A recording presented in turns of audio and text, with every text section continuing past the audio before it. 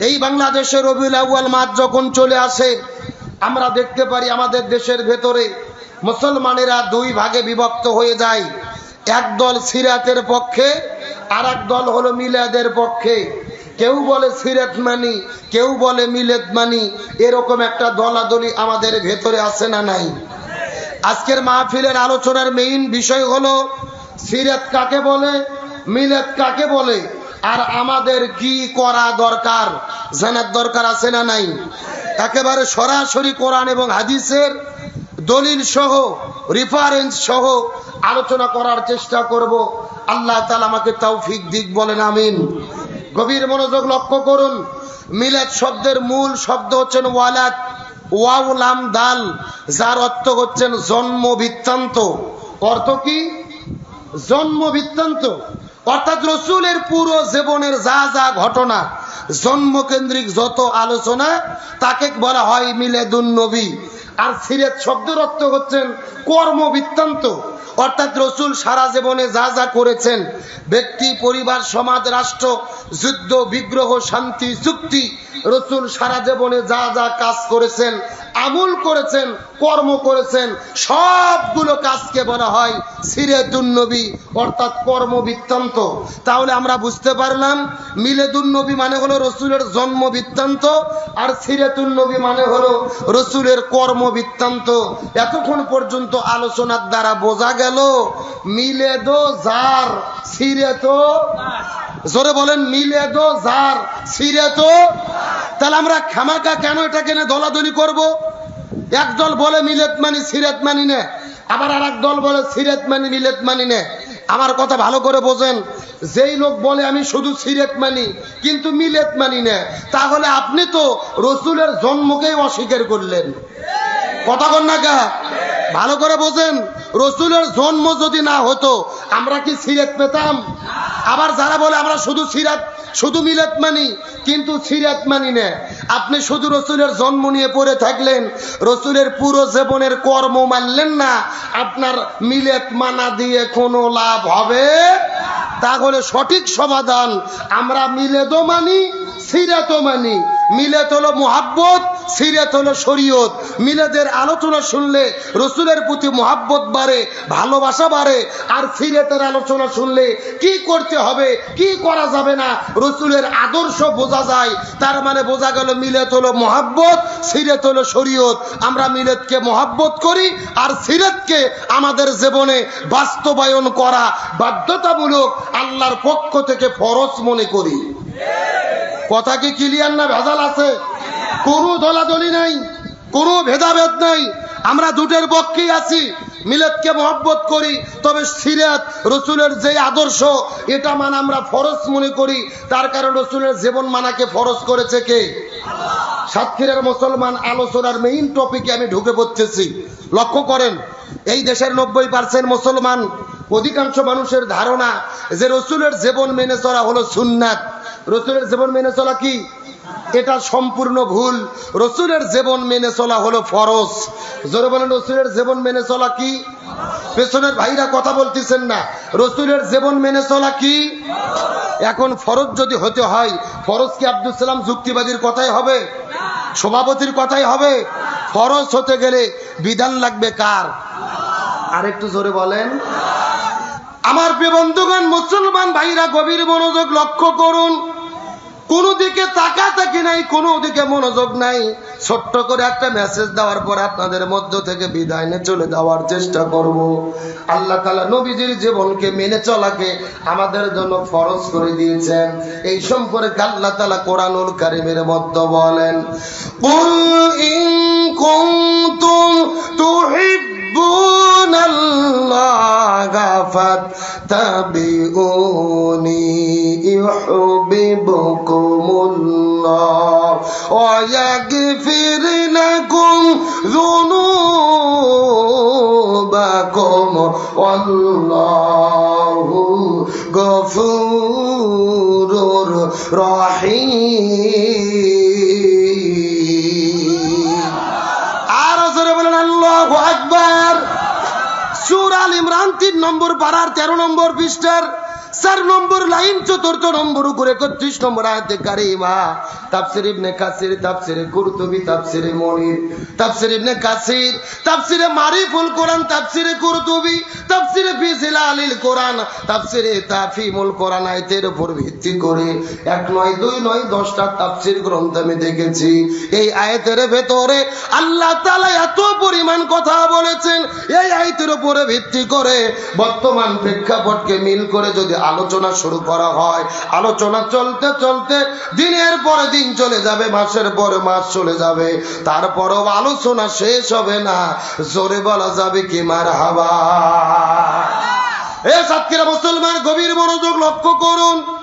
এই আয়াতের প্রথমে আল্লাহ তাআলা আমরের সিগা ব্যবহার করে নবীকে আদেশ করে অর্ডার করে ডাকতে বলেন, কুল, হে রাসূল আপনি বলেন, ইন কুনতুম তুহিব্বুনাল্লাহ, মানুষেরা যদি আমি আল্লাহ আমার ভালোবাসা পেতে চাই, মানুষেরা যদি আমি আল্লাহ আমার সান্নিধ্য লাভ করতে চাই।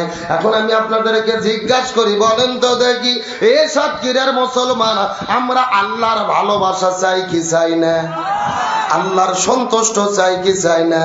কারা কারা আল্লাহর ভালোবাসা চাই? দুটো হাত আল্লাহকে তুলে দেখান, লিল্লাহি তাকবীর।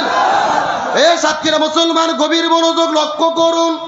আল্লাহ বলেন, ইয়া রাসূলুল্লাহ, तमाम পৃথিবীর মানুষদেরকে বলে দেন, তারা যদি আপনি নবী আপনার ভালোবাসা পেতে চায়, আপনার সান্নিধ্য লাভ করতে চায়, তাহলে तमाम পৃথিবীর মানুষদেরকে বলে দেন, তাহলে তাদের কাজ করতে হবে একটি। জোরে বলেন কয়টি? আরো জোরে। আপনি तमाम পৃথিবীর মানুষদেরকে জানায়া দেন, ফাত্তাবিউনি, তাহলে তারা যেন আপনি নবী আপনাকে অনুসরণ করে। সুবহানাল্লাহ বলেন। এ গভীর মনোযোগ, আলোচনার মেইন পয়েন্ট। এই আয়াতের বহু আলোচনা সাতক্ষীরা জেলার বহু হুজুরদের মুখে আপনারা শুনেছেন, হুজুরেরা আলোচনা করেছে, তাহলে তারা যেন আপনি নবী আপনাকে ভালোবাসে, এরকম শুনছেন না? ভালো করে বোঝার চেষ্টা করেন। আমরা নবীকে অবশ্যই ভালোবাসবো। নবীকে ভালোবাসা হলো ঈমানের অংশ।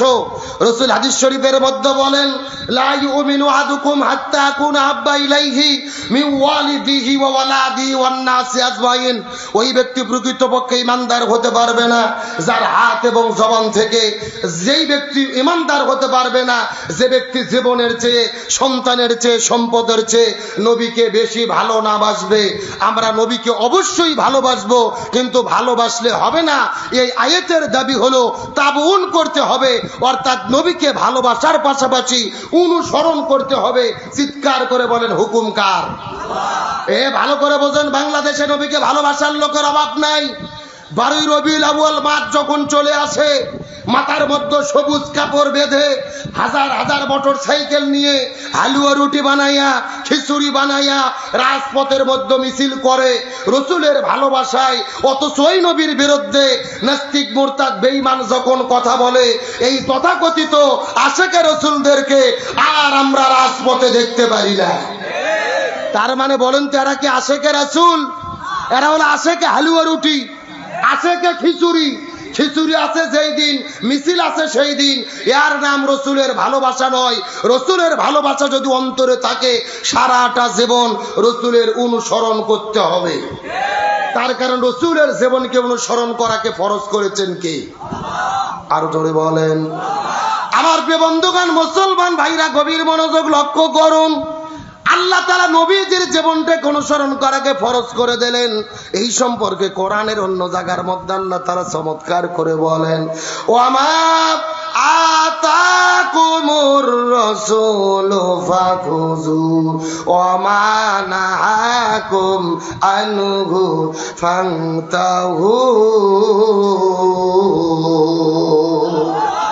সূরা হাসর 28 নম্বর পারার 7 নম্বর পৃষ্ঠার 9 নম্বর লাইন, 7 নম্বর আয়াতে কারিমা।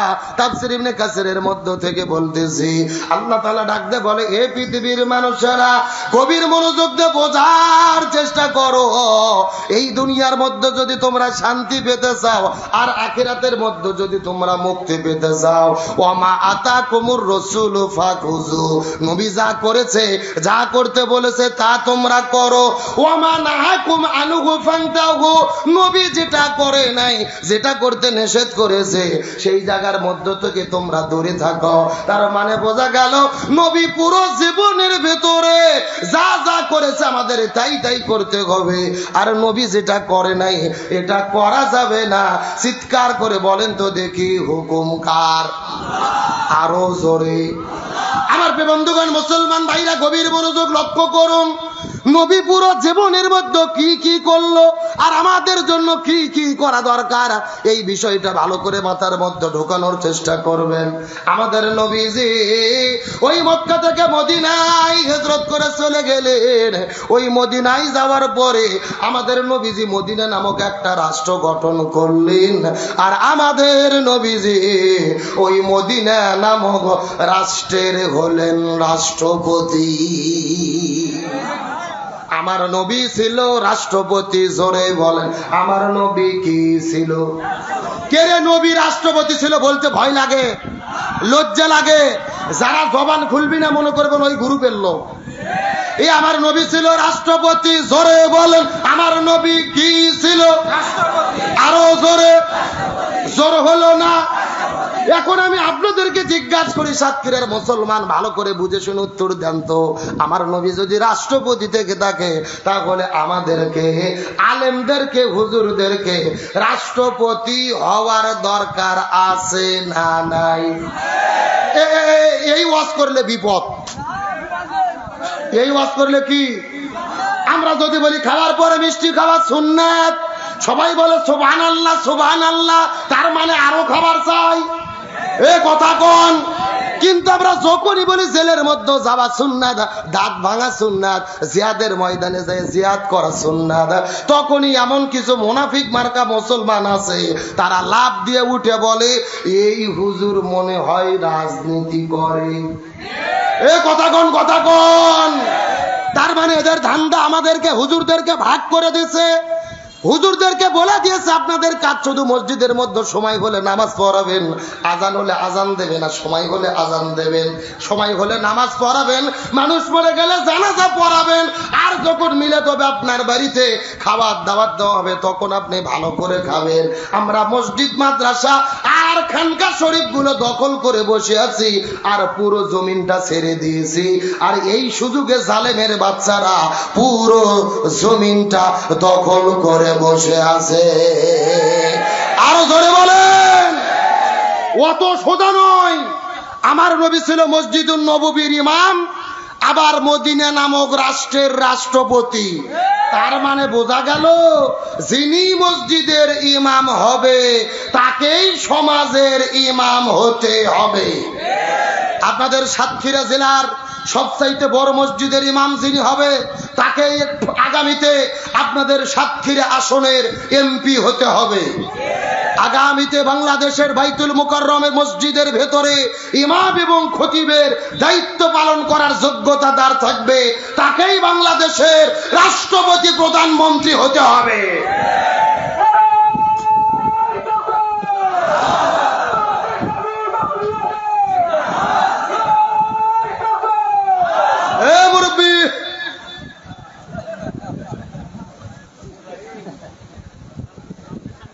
আমার দিকে লক্ষ্য করেন, গভীর মনোযোগ। আল্লাহ তাআলা এই পৃথিবীতে আমাদের প্রেরণ করেছেন খলিফা হিসেবে। আমরা হুজুরেরা শুধু মসজিদ দখল করেছি, মাদ্রাসা দখল করেছি, পীরের খানকা দখল করেছি, আর জালেমেরা পুরো জমিন দখল করেছে। অথচ আল্লাহর কোরআন বলেছেন, ওয়াইজ ক্বালা রাব্বুকা লিল মালাইকাতি ইন্নী জাইলুন ফিল আরদি খলিফা। আল্লাহ কিন্তু বলেনি ফিল মসজিদে খলিফা, আমি মসজিদে খলিফা পাঠালাম। আল্লাহ কিন্তু বলেনি ফিল মাদ্রাসাতি খলিফা, আমি মাদ্রাসায় খলিফা পাঠালাম। আল্লাহ কিন্তু বলেনি ফি খানকায়ে খলিফা, আমি খানকা শরীফে খলিফা পাঠালাম। আল্লাহ বলেছে না ফিল আরদি খলিফা, আমি জমিনে খলিফা পাঠাইলাম। তার মানে বোঝা গেল আলেমদের দায়িত্ব শুধু মসজিদ, মাদ্রাসা আর খানকা শরীফে নয়, আলেমদের দায়িত্ব হলো পুরো জমিনের নেতৃত্ব দেওয়া। আজকে আমরা আলেমেরা সেই দায়িত্ব থেকে দূরে সরে গেছি, আর জালিমেরা ইচ্ছে মতো চালাচ্ছে। কথা কন না গা? আর ইসলামপন্থীদের যখন বিজয় শুরু হয় জালিমের ষড়যন্ত্র আছে না নাই? এই যে ঢাকা বিশ্ববিদ্যালয় ডাকসুতে জাহাঙ্গীরনগর বিশ্ববিদ্যালয় জাকসুতে ইসলামী ছাত্র শিবির বিজয় লাভ করেছে। বাংলাদেশের নাস্তিক মোরতাদ বেঈমান তো দূরের কথা, ভারতের পর্যন্ত ঘুম হারাম হয়ে গেছে।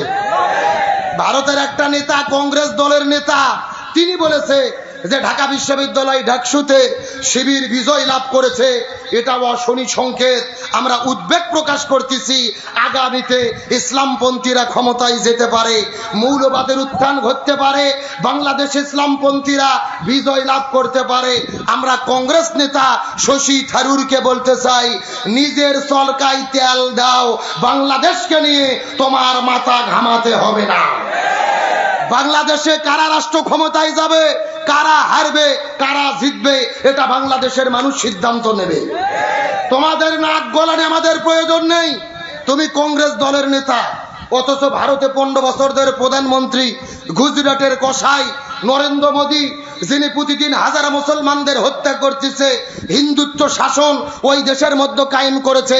শশী থারুরকে বলতে চাই, যদি তোমার হ্যাডম থাকে, সাহস থাকে, নরেন্দ্র মোদীকে ক্ষমতার থেকে তাড়াইয়া দাও, বাংলাদেশকে নিয়ে তোমার নাক গলানোর কোনো প্রয়োজন নেই। তার কারণ আমরা জানি, বাংলাদেশের 1 নম্বর শত্রু হলো আওয়ামী লীগ, আর 2 নম্বর শত্রু হলো ভারত। এই ভারতও কিন্তু আওয়ামী লীগকে দিয়ে 16 বছর স্বৈরাচার বাংলাদেশে টিকিয়ে রেখেছিল। সুতরাং ভারত বাংলাদেশে যার বিরোধিতা করবে, বাংলাদেশের মানুষ তার পক্ষে দাঁড়িয়ে যাবে। আমরা স্বাধীন হয়েছি, বিদেশের কোনো হস্তক্ষেপ তৌহিদি জনতা মেনে নেবে। ইসলামপন্থীদের বিজয় শুরু হয়েছে, এই বিজয়কে রুখে দেওয়া যাবে। যেই জাহাঙ্গীরনগর বিশ্ববিদ্যালয়ে আমাদের প্রিয় ভাইরা পরিচয় দিতে পারেনি, ইসলামী ছাত্র শিবির পরিচয় জানলে তাকে পিটিয়ে হত্যা করা হতো। যেই ক্যাম্পাসে একটা পাখিকে হত্যা করলে পাখির হত্যার জন্য বিচার করা হতো, অথচ একটা শিবির পরিচয়ে হত্যা করলে তার কোনো বিচার হতো না। শিবির মারা জায়েজ ছিল। আমাদের একটা প্রিয় ভাই ছাত্র শিবিরের ডায়েরি নিয়ে গিয়েছিল ক্যাম্পাসে, ওই ডায়েরি পাওয়ার কারণে কুপিয়ে কুপিয়ে ওই জালেমের বাচ্চারা হত্যা করেছিল। আল্লাহর কি খেলা, ওই জাহাঙ্গীরনগর বিশ্ববিদ্যালয়ে জাকসু নির্বাচনে 25টা পদের ভেতরে 21টা পদে ইসলামপন্থীরা বিজয় লাভ করেছে। জোরে বলেন না আল্লাহু আকবার। আমরা বিশ্বাস করি বিজয় দেওয়ার মালিককে। আল্লাহর কোরআন বলেন, ইজা জাআ নাসরুল্লাহি ওয়াল ফাত, মনে রেখো বিজয় এবং সাহায্য আল্লাহর পক্ষ থেকে আসে। ইসলামী ছাত্র শিবিরের ভাইদের ধন্যবাদ দেই, তারা বিজয়ী হয়েছে। গান বাজনা করেনি, মিছিল করেনি, আতশবাজি করেনি, নামাজের সিজদায় পড়ে গেছে, কান্না করে করে আল্লাহর কাছে দোয়া করেছে, বলেন আলহামদুলিল্লাহ। আমাদের প্রিয় ভাই জাকসুতে যিনি ভিপি পদে প্রার্থী ছিলেন আরিফ ভাই, যিনি হেরেও জিতে গেছে, তিনি জিতে গেছে, তিনি বলেছেন, আমি হেরে গেছি, আমার কোনো মনে কষ্ট নেই, আল্লাহ চাইনি তাই আমি নির্বাচিত হইনি, আল্লাহ হয়তো বা এর চাইতেও ভালো কিছু আমার জন্য রেখেছে। আলহামদুলিল্লাহ বলেন। এটা কমজোরি ইমানের কথা নয়, এমন কথা সবাই বলতে পারবে না। এক দল তো পরাজয় নিশ্চিত মনে করে আগেই বর্জন করে বিদায় নিয়েছে। আর আমাদের আরিফ ভাই বলেছে, আল্লাহ যা করে ভালোর জন্য করে। জিতুকে বুকের মধ্যে জড়ে ধরে যে জিতেছে তাকে সংবর্ধনা দিয়ে ভালোবাসা দেখাইছে। এমন একটা বাংলাদেশের আমরা স্বপ্ন দেখি। আমরা আর হানাহানি কাটাকাটি দলাদলি চাই না। জনগণ যাকে সমর্থন করবে তারাই দেশ চালাবে। আমরা চাই একতাবদ্ধভাবে থাকতে। তবে ডাকসু এই নির্বাচনগুলো প্রমাণ করেছে, আগামীর বাংলাদেশ হবে কোরআনের বাংলাদেশ, আগামীর বাংলাদেশ হবে ইসলামের বাংলাদেশ। আমরা বিশ্বাস করি তাদের এই ডাকসু বিজয়ের মাধ্যমে সূচনা হয়েছে। আগামীতে পার্লামেন্টে ইসলাম কায়েমের মাধ্যমে আমাদের প্রকৃত বিজয় হবে ইনশাআল্লাহ। রাজশাহী বিশ্ববিদ্যালয় ডাকসুতে নির্বাচন হবে, সেখানে ইসলামপন্থীরা বিজয় লাভ করবে ইনশাআল্লাহ। তাম বাংলাদেশে ইসলামপন্থীদের গণজোয়ার চলতেছে, এই গণজোয়ার ঠেকানো যাবে না। আগামীর বাংলাদেশ ইসলামের বাংলাদেশ দেখতে কারা কারা রাজি আছেন, দুটি হাত আল্লাহকে তুলে দেখা।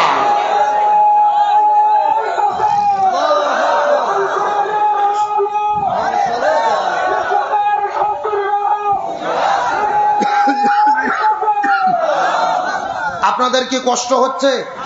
আলোচনা কি চলবে? মিনিট 30-এর টাইম কি দেওয়া যাবে? শেষ পর্যন্ত থাকবেন তো ইনশাআল্লাহ? দেখি থাকবেন না কারা কারা, একটু হাত তোলেন। আলহামদুলিল্লাহ আলহামদুলিল্লাহ। সত্য সত্য শেষ পর্যন্ত কারা কারা থাকবেন একটু হাত টান টান করে উঠান, সবাই উঠান। হ্যাঁ, লিল্লাহি তাকবীর। সাউন্ড হয় না, হাত উঠান থেকে উঠান। মুরব্বি মুরব্বি মুরব্বি হাত উঠান। হ্যাঁ, সবাই একটু গলা কাকার দান তো দেখে। লিল্লাহি তাকবীর।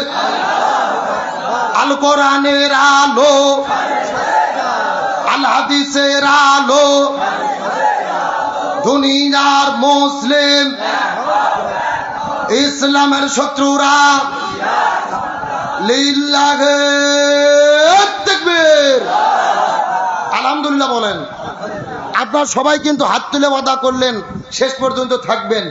এখন না থাকে যদি উঠে চলে যান, ওয়াদা ভঙ্গ করা কিসের লক্ষণ? মুনাফিকের লক্ষণ। আপনাকে মুনাফিক হতে চান? মুনাফিক হতে চান কি চান না, এটা মুনাজাতের আগে বোঝা যাবে। জোরে বলেন, কিসের আগে? মুনাজাতের আগ পর্যন্ত লক্ষ্য করে দেখেন কারা কারা উঠে উঠে চলে যায়, মনে করবেন ওই গ্রুপের লোক। আল্লাহ তাআলা আমাদের শেষ পর্যন্ত থাকার তৌফিক দান করুক, বলেন আমিন। অনুরোধ করব যারা দাঁড়িয়ে আছেন চতুর্থ সাইডে একটু বসার চেষ্টা করেন। আলোচনা শুরু, তাহলে চিৎকার করে বলেন নবীজির জীবনকে অনুসরণ করা ফরজ করেছেন কে? আরো জোরে বলেন। তাহলে আমি বুঝাতে চাচ্ছিলাম যেই নবীর তরিকায় নামাজ পড়তে হবে, ওই নবীর তরিকায় রাষ্ট্রপতি হতে, ওই নবীর তরিকায় জিহাদের ময়দানে যেতে, ওই নবীর তরিকায় শরীর থেকে রক্ত ঝরাতে, তার কারণ নবীর জীবনকে অনুসরণ করাটাকে ফরজ করে দিয়েছেন কে? আমার প্রিয় বন্ধুগণ, মুসলমান ভাইরা গভীর মনোযোগ লক্ষ্য করুন।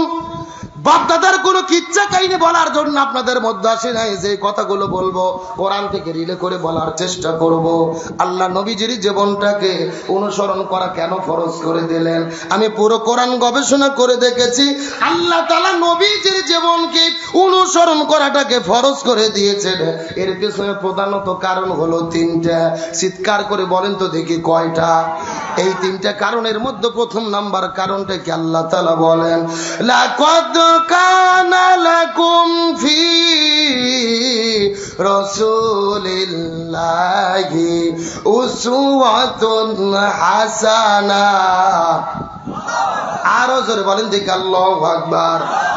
সূরা আযাব 21 নম্বর পারার 19 নম্বর পৃষ্ঠার 2 নম্বর লাইন 21 নম্বর আয়াতে কারিমা তাফসীর ইবনে কাসিরের মধ্য থেকে বলতেছি, আল্লাহ তাআলা ডাকতে বলে, এ পৃথিবীর মানুষেরা ভালো করে বোঝার চেষ্টা করো। ব্যক্তি, পরিবার, সমাজ, রাষ্ট্র, রান্নাঘর থেকে শুরু করে সংসদ ভবন পর্যন্ত যদি তোমরা সফল হতে চাও, পুরো জীবনের ভেতরে আমি নবীর জীবনের মধ্যে রেখে দিয়েছি শ্রেষ্ঠ আদর্শ। নবীর জীবনের আদর্শটা মানতে হবে। নবী ব্যতীত অন্য কারো আদর্শ মানা যাবে। কিন্তু আমি আপনাদেরকে জিজ্ঞাসা করি, এ সাতক্ষীরার মুসলমান, এই বাংলাদেশের ভেতরে নবীকে বাদ দিয়ে অন্য কারো আদর্শ গ্রহণ করেছে, এইরকম লোক আমাদের দেশের মধ্যে আছে না নাই? কেউ বা বাবার আদর্শ গ্রহণ করেছে, কেউ বা স্বামীর আদর্শ গ্রহণ করেছে, কেউ বা চাচার আদর্শ গ্রহণ করেছে, কেউ বা কালমার্সের আদর্শ গ্রহণ করেছে, কেউ বা লেনিনের আদর্শ গ্রহণ করেছে, কেউ বা সক্রেটিসের আদর্শ গ্রহণ করেছে, কেউ বা প্লেটোর আদর্শ গ্রহণ করেছে। কিন্তু নবীকে বাদ দিয়ে বাবা, চাচা, দাদা, খালু, নানা ইত্যাদি ইত্যাদি মানুষের যদি আদর্শ গ্রহণ করা হয়, বিনে হিসেবে তাদেরকে যেতে হবে কোথায়? আরো জোরে বলেন। এ দলিল লক্ষ্য করে বোঝার চেষ্টা করেন। ইমাম বুখারী রাহমাতুল্লাহ আলাইহি বুখারী শরীফ লেখার আগে এই জমিনের মধ্যে একটা কিতাব লিখেছিলেন, যেই কিতাবের নাম হলো আল আদাবুল মুফরাদ। ওই কিতাবের মধ্যে তিনি একটা হাদিস বর্ণনা করেন। আমার নবী বর্ণনা করে বলেন, হাসরের ময়দানে আল্লাহ তাআলা 6 প্রকার মানুষদেরকে বিনে হিসেবে, বিনে বিচারে জাহান্নামের মধ্যে দিবে। তার মধ্যে প্রথম নাম্বার প্রকার হলো তারা যারা জমিনের ভেতরে নবীকে বাদ দিয়ে অন্য কারো আদর্শ গ্রহণ করবে। তাহলে নবীকে বাদ দিয়ে অন্য কারো আদর্শ গ্রহণ করলে যাওয়া লাগবে কোথায়? কিন্তু আমাদের মনের মধ্যে বড় কষ্ট। এই দুনিয়ার মধ্যে যদি আপনি শ্রেষ্ঠ বাবা হতে চান, আপনাকে নবীর তরিকায় হতে হবে।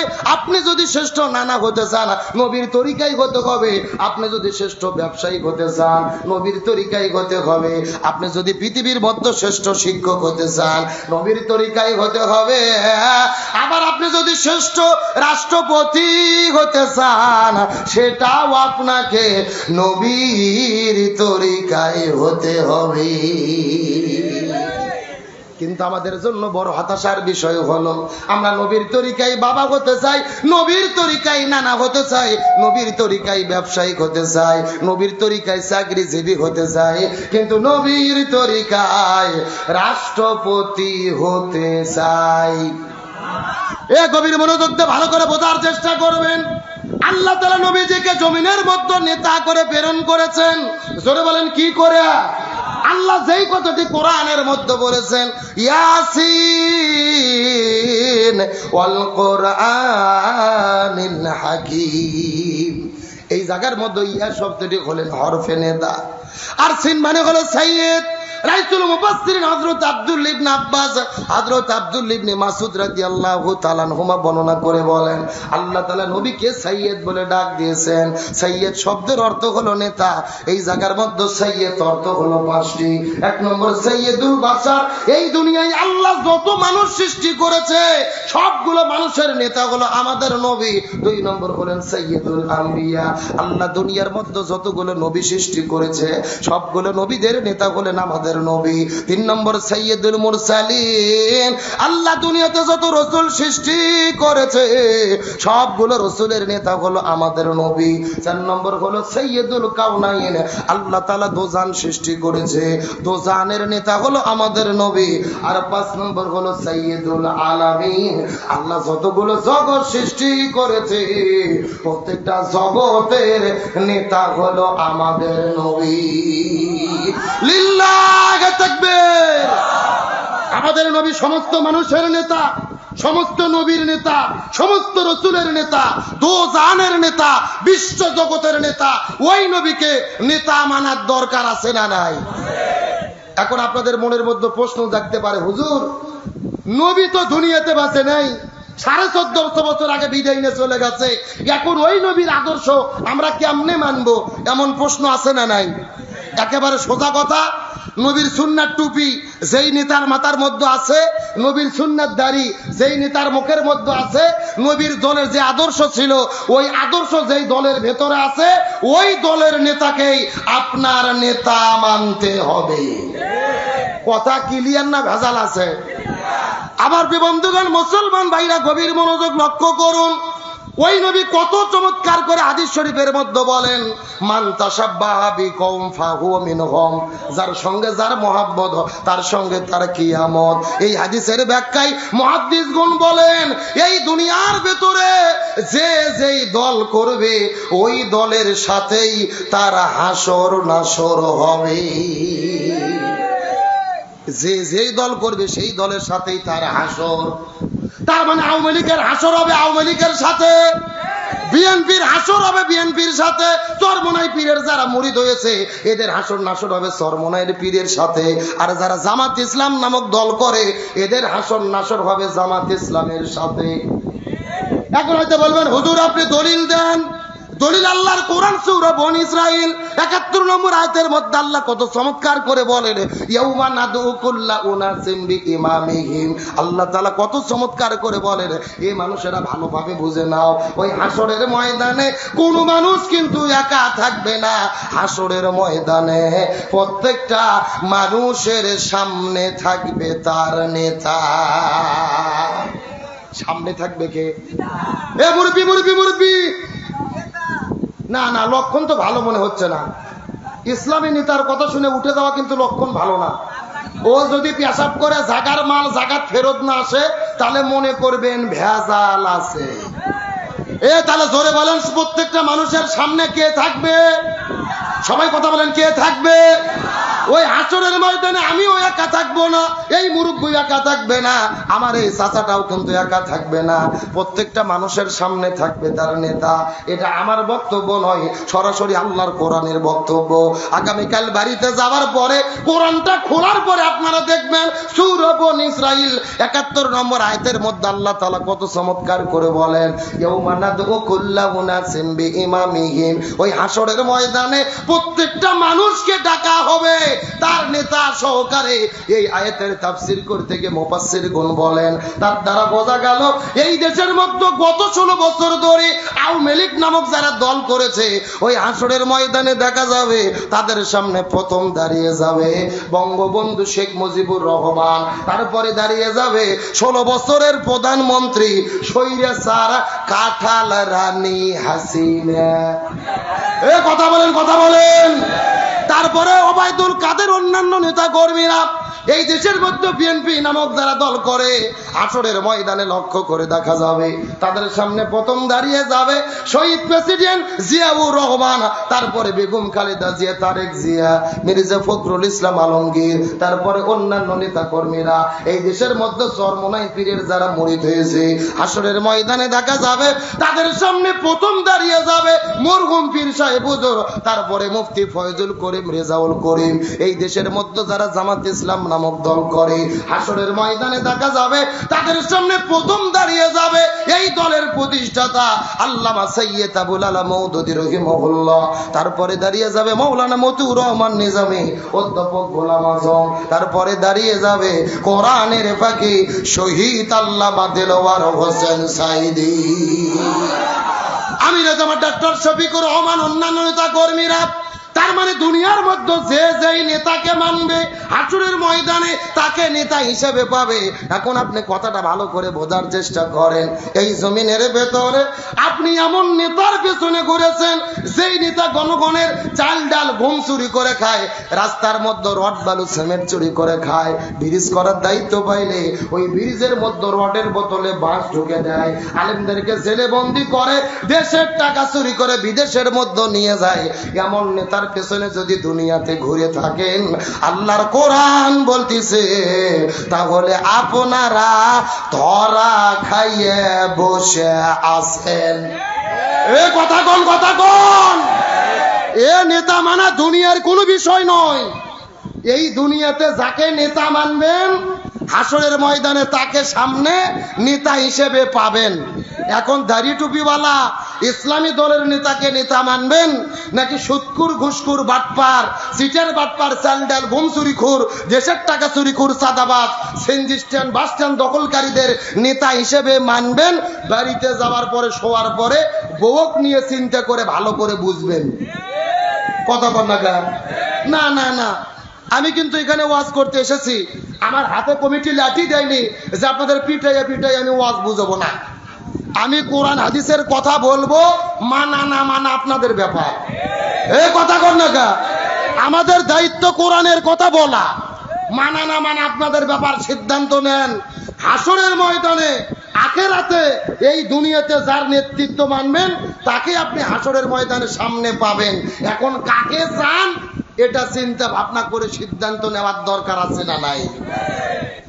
আমার বন্ধুগণ, মুসলমান ভাইরা গভীর মনোযোগ লক্ষ্য করুন।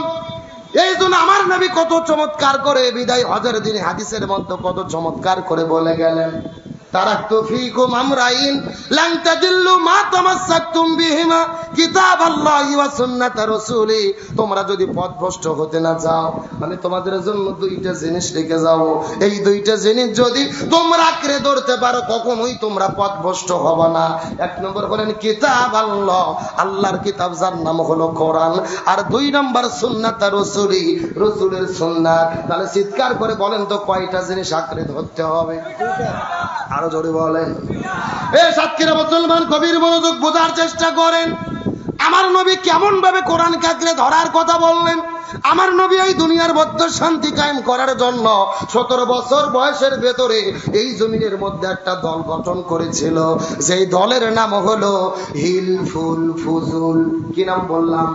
কথাটা সুন্দর করে বোঝার চেষ্টা করুন। ওই 17 বছর বয়সের ভেতরে এই জমিনের মধ্যে হিলফুল ফুজুল নামক দল গঠন করার পরে 17 বছর থেকে শুরু করে 40 বছর পর্যন্ত নবীজি 23 বছর ধরে চেষ্টা করেছে এই জমিনে জমিনে শান্তি কায়েম করার জন্য।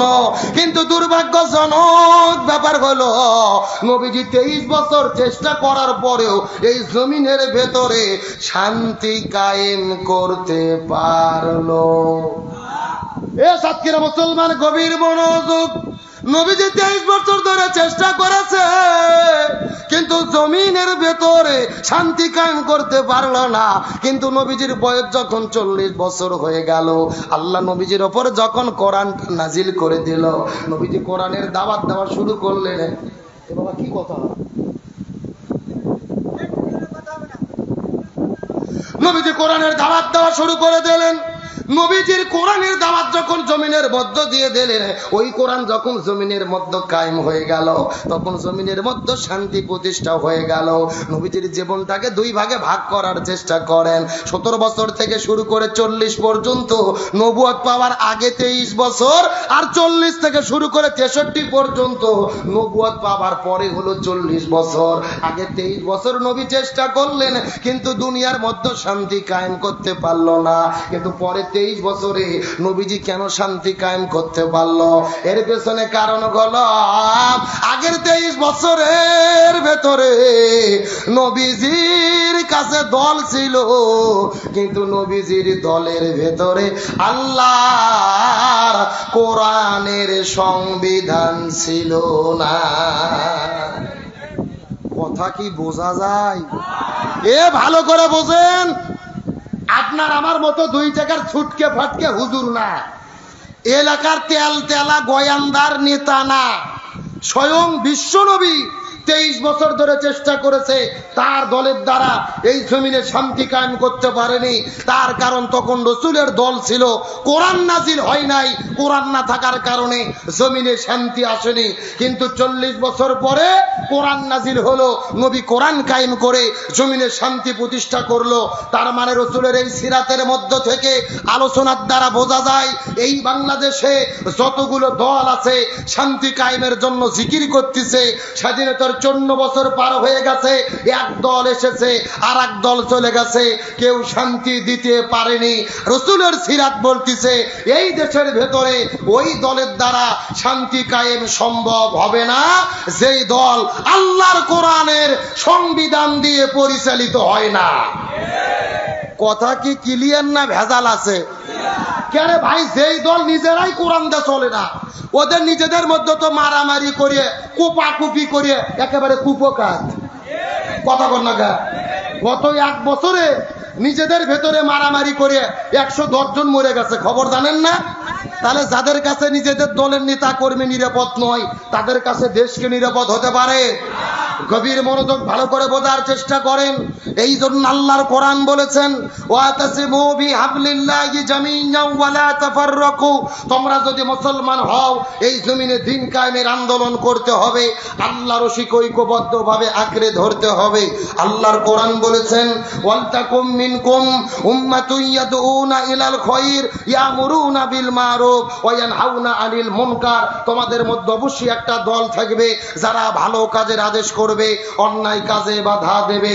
আল্লাহর কোরআন বলেছেন আল্লাযীনা ইম্মাক্কান্নাহুম ফিল আরদি আকামুস সালাহ ওয়া আতাউজ যাকাত ওয়া আমারু বিল মারুফ ওয়া নাহাউ আনিল মুনকার। কোন মুসলমান দল যদি ক্ষমতায় যায় 4টে কর্মসূচি বাস্তবায়ন করবে। 1 নম্বর নামাজ বাধ্যতামূলক করবে, 2 নম্বর যাকাত ভিত্তিক অর্থনীতি কায়েম করবে, 3 নম্বর ভালো কাজ চালু করবে, 4 নম্বর মন্দ কাজ বন্ধ করবে। আগামীতে বাংলাদেশে ক্ষমতায় গিয়ে এই 4 কর্মসূচি বাস্তবায়নের জন্য যারা ঘোষণা দেবে ইমানদার মুসলমান হিসেবে তাদের পক্ষেই আমাদের থাকতে হবে। এই বক্তব্যকে আব্দুল সালাম যুক্তিবাদী না আল্লাহর? কথাটা ভালো করে বোঝার চেষ্টা করেন। আল্লাহর কোরআন বলেছেন ওয়ামাইয়াবতাগি গায়রুল ইসলামি দীনান ফালা ইউকবালা মিনহু ওয়া হুয়া ফিল আখিরাতি মিনাল খাসিরিন। ইসলাম বাদ দিয়ে যদি কেউ বিয়ে করে ওই বিয়ে আল্লাহর দরবারে কবুল হবে না। ইসলাম বাদ দিয়ে যদি কেউ ব্যবসা করে ওই ব্যবসা আল্লাহর দরবারে কবুল হবে না। ইসলাম বাদ দিয়ে যদি কেউ রাজনীতি করে ওই রাজনীতিও আল্লাহর দরবারে কবুল হবে না। তার মানে বোঝা গেল রাজনীতি যদি করাই লাগে কিসের রাজনীতি করব? এ দল যদি করাই লাগে কিসের দল করব? আগামী নির্বাচনে ইমানদারদের পক্ষে আপনাদের সমর্থন থাকবো ইনশাআল্লাহ। আবার অনেকে মন খারাপ করলেন, হুজুর ওয়াজ করতেছেন ভালো, আবার হঠাৎ করে ভোটের কথা বললেন কেন? আমার বাড়ি হলো বগুড়া জেলা। বগুড়ায় আমার বাড়িতে যেই কোরআন আছে, ওই কোরআনের সূরা নিসার 85 নম্বর আয়াতে ভোটের কথা আছে। আপনাদের সাতক্ষীরার কোরআনে নাও থাকতে পারে। কি আছে? আছে। আচ্ছা কি আছে আমি কি বলবো? একটু বলবো না? রাগ করতেছেন নাকি আপনারা? গভীর মনোযোগ লক্ষ্য করুন। আল্লাহর কোরআন বলেছেন, মাইয়াশফা শাফাআতান হাসানাতান ইয়াকুল্লাহু নাসিবুম মিনহা। আপনি যেই লোককে ভোট দেবেন, ওই লোক ভোট পেয়ে ক্ষমতার যাওয়ার পরে যদি রাস্তাঘাট করে, মসজিদ মাদ্রাসা করে, জনগণের কল্যাণে কাজ করে, ওই লোক ভালো কাজ করে যত সওয়াব পাবে, আপনি ওই লোককে ভোট দেওয়ার কারণে সমপরিমাণ সওয়াব আল্লাহ আপনার আবুল নামার ভেতরে লিখে দেবে। আর একটু জোরে বলেন। পক্ষান্তরে আল্লাহ তাআলা বলেন, আপনি যেই লোককে ভোট দেবেন, ওই লোক ভোট পেয়ে ক্ষমতার যাওয়ার পরে যদি জনগণের চাল ডাল গম চুরি করে খায়, ইট বালু সিমেন্ট চুরি করে খায়, ব্রিজের ভেতরে রডের বদলে বাঁশ ঢুকায়, দেশের টাকা চুরি করে বিদেশে নিয়ে যায়, আলেমদের জেলে বন্দি করে, ওই লোকটা অন্যায় অপকর্ম করার কারণে যত গুনাহ হবে, আপনি ওই লোকটাকে ভোট দিয়ে সমর্থন করে সংসদে পাঠানোর কারণে সমপরিমাণ গুনাহ আল্লাহ আপনার আবুল নামার ভেতরে বিকাশ করে পাঠাইয়া দেবে। কথা কি বোঝা যায়? তার মানে বোঝা গেল, একটা ভোটের কারণে জান্নাত হতে পারে, আবার একটা ভোটের কারণে জাহান্নামও হতে। কিন্তু আমাদের দেশে একটা কথা আছে ভাই, আমার ভোট আমি দেব যাকে খুশি। এটা সম্পূর্ণ কোরআন বিরোধী বক্তব্য। আমার ভোট আমি দেব যাকে খুশি তাকে দেব না। আমার ভোট আমি দেব দেখে শুনে জেনে বুঝে ভদ্র নম্র এমন মানুষকে ভোট দেব, যাকে ভোট দিলে দেশের কল্যাণ হবে, যাকে ভোট দিলে কোরআন পার্লামেন্টে কায়েম হবে। আর যারা বলে আমরা শরিয়া আইনে বিশ্বাস করি না, কোরআনের সাথে রাজনীতির কোনো সম্পর্ক নাই, আমি মনে করি এদের সাথে কোরআনের কোনো সম্পর্ক নাই। একটা পাগলা আছে, ফজু পাগলা, চেনেন না? ইসলামী ছাত্র শিবির বিজয় লাভ করেছে, আর মাথা খারাপ হয়ে গেছে। ফজু পাগলা বলতেছে, আমি যদি 1 বছর ঢাকা বিশ্ববিদ্যালয়ে পড়াশোনা করতে পারি, 1 বছর রাজনীতি করতে পারি, সামনে ভোট হলে শিবির আমার সাথে হারিয়ে যাবে। আর বয়স হলো 80 বছর, ও আবার ঢাকা বিশ্ববিদ্যালয়ে ভর্তি হইয়া রাজনীতি করে ভিপি হবে। আবার আজকে বক্তব্য দিয়েছে, বিএনপি তাকে বহিষ্কার করেছে। ফজু পাগলা বলছে, আমি যদি দল গঠন করি, বিএনপির চাইতে আমার দলে লোক বেশি হবে। বিএনপির চিন্তা করা দরকার যে দুধ কলা দিয়ে কাল সাপ পুষলো। কথা বল না গা। এ সারা জীবন আওয়ামী লীগ করেছে, আর 5ই আগস্টের পরে হয়েছিল হাইব্রিড বিএনপি। আসলে ও আওয়ামী লীগের লোক, এখন জাগার মাল জাগাত ফেরত যেতে চাচ্ছে। তার মানে ও নতুন করে দল গঠন করে আওয়ামী লীগের লোকদের নিয়ে আবারও দেশে বিশৃঙ্খলা করতে চায়। সরকারকে বলতে চায়, আর ছাড় দেওয়ার সুযোগ নেই, একে দাঁত ভাঙা জবাব দিতে হবে। এ জাতে মাতাল তালে ঠিক, পাগল যদি হতো, পাবনা পাগলাগার হতো, তাকে চিকিৎসা দেওয়া দরকার ছিল। কিন্তু গতকাল বলছে যে শিবির উৎপত্তির ইতিহাস, শিবির কই থেকে আসলো, বলতেছে আল শামসের হলো তালিবের শ, রাজাকারের র, আল বদরের ব, এই 3টে মিলে হলো শিবির। এখন বাংলাদেশের জনগণ তো মারাত্মক, ছেলে পেলে চমৎকার জবাব দিয়েছে, ফজু সাহেব আপনি শিবিরের উৎপত্তি বললেন, তো ফজলুর উৎপত্তি বলবেন না? ছেলে পেলে ফেসবুকে ছেড়ে দিয়েছে যে ফিরাউনের ফ, আবু জেলের জ, আবু তালেবের ত, 3টে মিলে হলো ফজলু। কথা কি বোঝেন নাই? যদিও সে মুক্তিযুদ্ধ আমরা তাকে সম্মান করতাম, কিন্তু তার ভিতরে একটা প্রবাদ বাক্য আছে, কামা তাদিনু তুদান, যেমন কর্ম তেমন ফল। আমরা বলতে চাই, তোমাদের মাথা গরম করে কোনো লাভ নেই। ইসলামের যে গণজোয়ার সৃষ্টি হয়েছে এই বাংলার জমিনে, মুসলমানদের বিজয় হবেই হবে ইনশাআল্লাহ।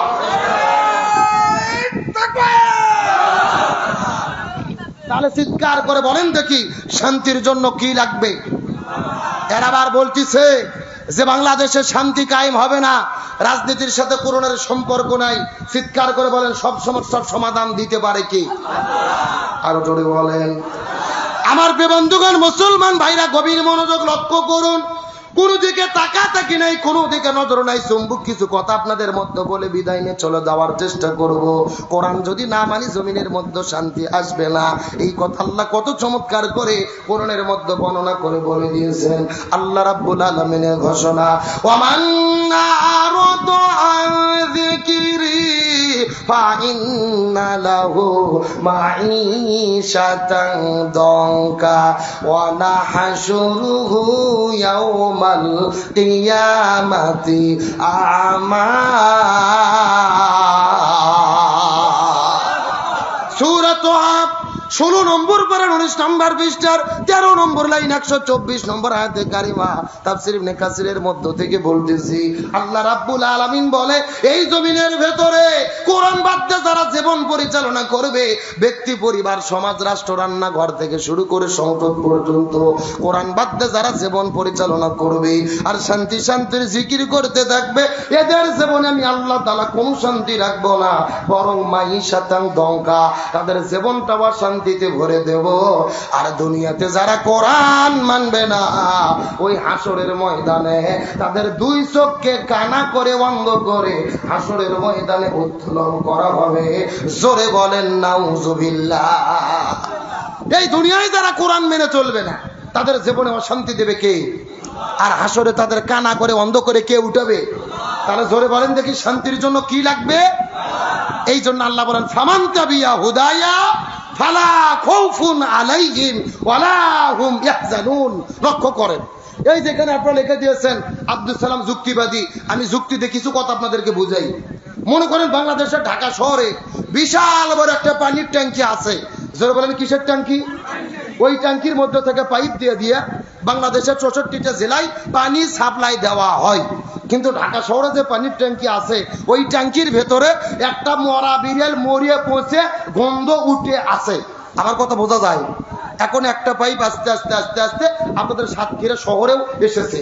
এখন বলেন তো, পাইপ দিয়ে যেই পানি বের হচ্ছে, এই পানি ভালো না গন্ধ? আর একটু জোরে বলেন। এখন এই গন্ধনা পানি বের হওয়ার পরে এই যে সাতক্ষীরা জেলার যত আলেম ওলামা হুজুর আছে, মুফতি, মুহাদ্দিস, ফকি, ইমাম, মুয়াজ্জিন, খতিব, সব আলেমদেরকে ডেকে বলেছে, এই হুজুরের গোষ্ঠীরা, এই যে গন্ধনা পানি বের হচ্ছে, তোমরা ফু দিয়ে দিয়ে পরিষ্কার করো। হবে? কথা বলেন হবে? আচ্ছা, সাতক্ষীরা জেলার হুজুর তো দূরের কথা, কাবা শরীফের ইমামও যদি এসে ফু দেয়, আপনাদের কি মনে হয় পানি পরিষ্কার হবে? আচ্ছা বলেন তো, পানি পরিষ্কার করতে গেলে কি পরিষ্কার করা লাগবে? ওই ঢাকা শহরের ট্যাঙ্কি পরিষ্কার করা লাগবে। এটা কি বুঝতে পেরেছেন? এবার আসল ওয়াজ শোনেন, আসল ওয়াজ। এই বাংলাদেশের শান্তি প্রতিষ্ঠার একটা ট্যাঙ্কি আছে, যার নাম হলো সংসদ ভবন। আরো জোরে বলেন। আর ওই সংসদের ভেতর থেকে বাবার আইন, দাদার আইন, চাচার আইন, খালুর আইন, ফুপার আইন, কার্ল মার্ক্সের আইন, লেনিনের আইন, পুতিনের আইন, সক্রেটিসের আইন, প্লেটোর আইন, ভারতের আইন, ব্রিটিশের আইন, আমেরিকার আইন, তাম পৃথিবীর তন্ত্র মন্ত্রকে জুতো এবং ঝাঁটাপিটা করে যতদিন পর্যন্ত কোরআন সংসদে ঢুকাইয়া কোরআন দে বাংলাদেশ পরিচালিত না হবে, ততদিন পর্যন্ত এই জমিনের ভেতরে শান্তি আসতে পারে না, পারে না, পারে না। সুতরাং তাম পৃথিবীর তন্ত্র মন্ত্রকে জুতো এবং ঝাঁটাপিটা করে বিদায় করে আগামীর পার্লামেন্টে কোরআন পার্লামেন্টে ঢুকাইয়া কোরআন দে বাংলাদেশ চলুক, এটাকে আপনারা চান? কারা কারা চান? দুটি হাত আল্লাহকে তুলে দেখান।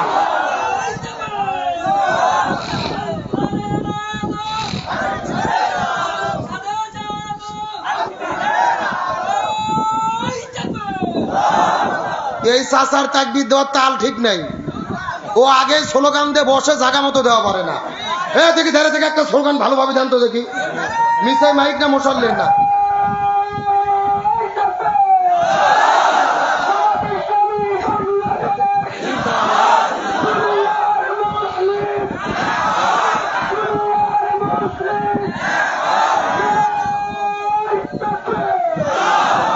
এ ভাই এক কাপ চা দেন তো।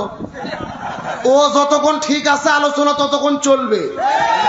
চলবে না শেষ করব? চলবে। আলোচনা চলছে, চলছে, ওটাউটি করা যাবে, তাহলে শান্তি দিতে পারে কি? তবে বর্তমানে বাংলাদেশের সবচেয়ে বেশি প্রয়োজন, বর্তমানে আলেমদের একতাবদ্ধ হতে হবে। কিন্তু আমাদের মনের মধ্যে বড় কষ্ট এবং দুঃখ, আমরা বাংলাদেশের আলেম সমাজ এখনো একতাবদ্ধ হতে পারিনি। আজকে একটা শায়েখের বক্তব্য শুনলাম, যাকে অন্তর থেকে ভালোবাসি, মহব্বত করি, সে বক্তব্য দিতে গিয়ে বলেছেন যে একদল ডাকসু বিজয় করেছে, তারা ভাবতেছে পুরো বাংলাদেশ বিজয় হয়ে গেছে, না, আগামীতে মোল্লারা বাংলাদেশ দখল করবে। আমি শায়েখের প্রতি ভালোবাসা রেখে বলতে চাই, যারা ডাকসুতে বিজয় লাভ করেছে, শিবিরের সাদিক কায়েমেরা কখনোই বলেনি যে আমরা বাংলাদেশ বিজয় করছি, বরং তারা বলেছে আমরা ভিপি পরিচয় দিতে চাই না, আমরা বন্ধুর বন্ধু, শিক্ষকের ছাত্র, বোনদের ভাই, এমন কথা যারা বলেছে। আপনি বলতেছেন যুদ্ধের প্রস্তুতি গ্রহণ করো, আমরা জানতে চাই কাদের বিরুদ্ধে আপনারা যুদ্ধ করতে চান, এটা জাতির কাছে পরিষ্কার করতে হবে। আজকে এতদিন 16 বছর স্বৈরাচার হাসিনা এই দেশে জুলুম করলো, তখন যুদ্ধ করা গেল না। আমরা হাসিনাকে কওমি জননী উপাধি দিয়ে দিলাম, তাকে তেল মারলাম, পাম মারলাম, আর আজকে নতুন পরিবেশে আমরা একতাবদ্ধ না হয়ে আমরা যুদ্ধের ঘোষণা দিচ্ছি। এর পেছনে রহস্যটা কি, এটা জাতির কাছে পরিষ্কার করতে হবে। আজকে মুসলমান ইসলামী দলগুলো কাছাকাছি এসেছে, পরিষ্কার করে বলতে চাই, এই মুসলমান ঐক্যের ভেতরে যারা ফাটল ধরাবে, এরাই জাতির চূড়ান্ত শত্রু, এরাই বাংলাদেশের মুনাফিক আর গাদ্দার হিসেবে পরিচিতি লাভ করবে। এই জন্য বলতে চাই, ভুল ত্রুটি কার নাই? ইসলামী দল আমরা বাংলাদেশে যত আছি, প্রত্যেকটা দলের ভেতরে ত্রুটি বিচ্যুতি থাকতেই পারে। আমরা তো মুসলমান।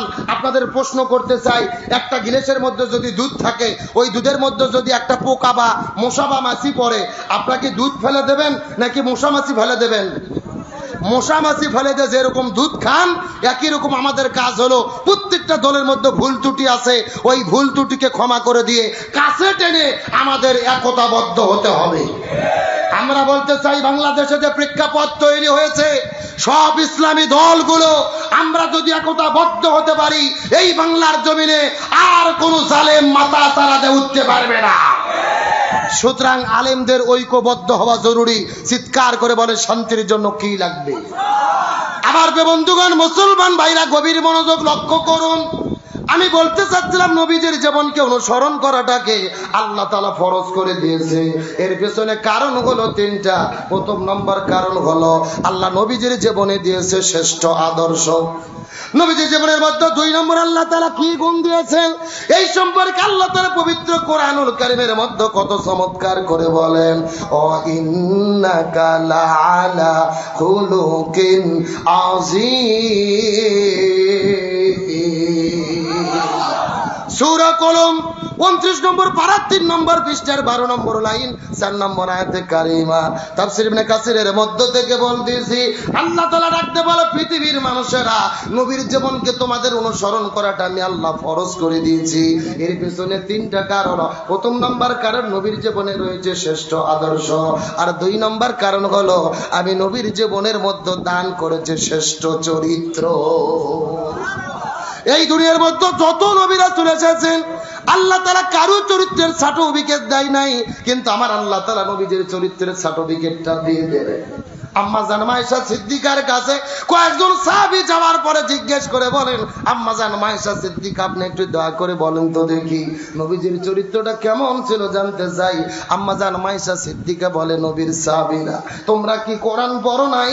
সাহাবীরা বলে, হ্যাঁ আম্মা জান, আমরা কোরআন পড়েছি।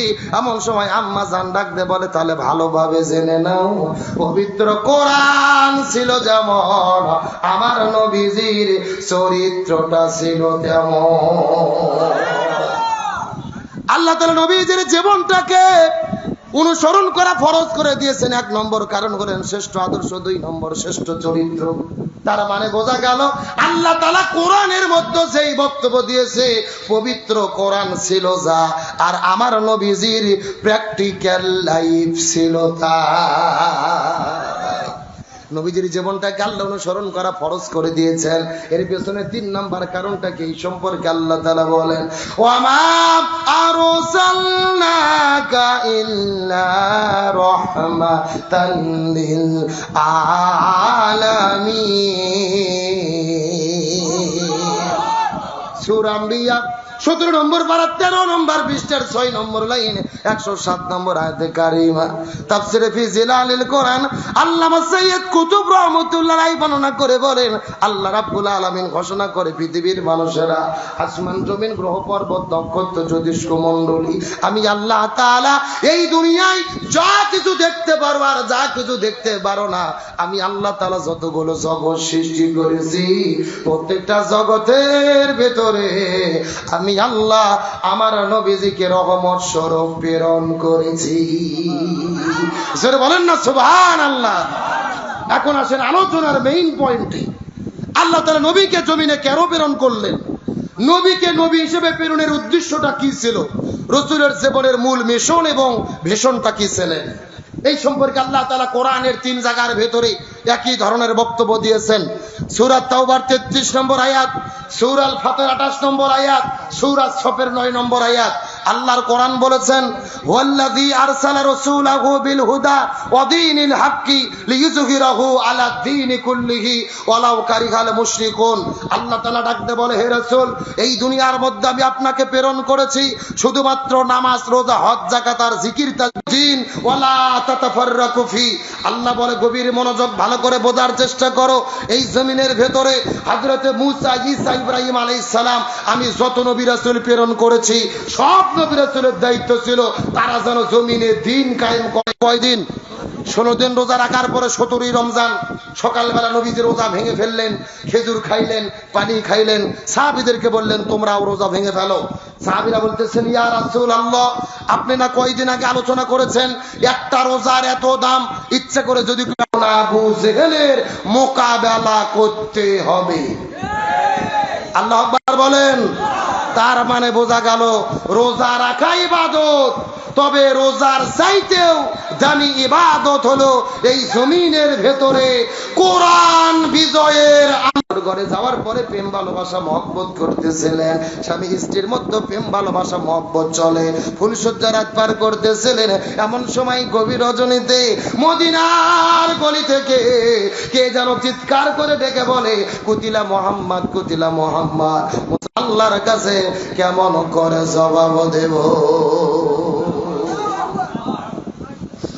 এই কথা বলার পর হযরত হামজা হাতের মধ্যে তরোয়াল নেওয়ার পরে ওই বাসরঘর মধ্য থেকে বের হওয়ার পরে ওদের মন্দিরে দৌড়ানো শুরু করলেন। যুদ্ধ নামাজ কাজা মাগরিবের নামাজের কিছু সময় আগে লক্ষ্য করে দেখা গেল আন্দালা কয়েকজন কাফেরের বাচ্চাকে এই দুনিয়ার মধ্য থেকে বিদায় করে দেওয়ার পরে পিছন দিক থেকে একটা কাফের আজকে যারা মক্কা মদিনায় হজ আর উমরা করতে চলে যাবেন ওই মদিনায় যাওয়ার পরে লক্ষ্য করে কিন্তু দেখবেন উহুদ পাহাড়ের পাদদেশে একই জায়গার ভেতরে 70 জন সাহাবীকে কবরস্থ করে রাখা হয়েছে। ওদেরকে জিজ্ঞেস করে বললাম ভাই এই মদিনায় উহুদ পাহাড়কে এত পরিমাণ লালচে বর্ণের কেন দেখা যায়? মদিনার মানুষেরা ডাকতে বলে হুজুর আমরা আমাদের পূর্বপুরুষের কাছে শুনেছি, কিতাবের মধ্যে পড়েছে আমাদের দয়ার নবী মায়ের নবী যখন উহুদ পাহাড়ের নিচে পড়েছে পুরো উহুদ পাহাড়টা কাঁপতে কাঁপতে কাঁপতে কাঁপতে ওই সাদা আর কালো থেকে লালচে বর্ণের হয়ে গেছে। লিল্লাহি তাকবীর। মানুষ হইয়া জন্ম লইয়া মানুষের করিলাম কি? এখন আমি আপনাদেরকে জিজ্ঞাসা করতে চাই হে সাতক্ষীরার মুসলমান, নবীজির সিরাতের আলোচনা শুনলে অনেকেই নবীজির মহাব্বতেন সেই মানুষগুলোর কোনো অন্যায় ছিল না, কোনো অপরাধ ছিল না, নিরপরাধ মানুষগুলোকে জমিনের মধ্য থেকে বিদায় করে দিয়েছে। মওলানা মতিউর রহমান নিজামী, আব্দুল কাদের মোল্লা সালাউদ্দিন করার কর্মীর লোকের বড় অভাব। আল্লামা সাঈদী সারা জীবন 2টা স্বপ্ন দেখেছে। সারা জীবন বলতে আল্লাহ আপনি আমাকে শহীদ মৃত্যু দেবেন। আমার মনে বলে হসপিটালে তাকে হত্যা করা হয়েছে, এর উসিলায় তাকে আল্লাহ শহীদের মর্যাদা দেবে। আর সারা জীবন তিনি স্বপ্ন দেখেছে আল্লাহ ততদিন পর্যন্ত আপনি আমাকে হতে ইসলামী আন্দোলনের কর্মী হয়ে কাজ করার শপথ নিতে কারা কারা রাজি আছেন? যদি হাত আল্লাহকে তুলে দেখা।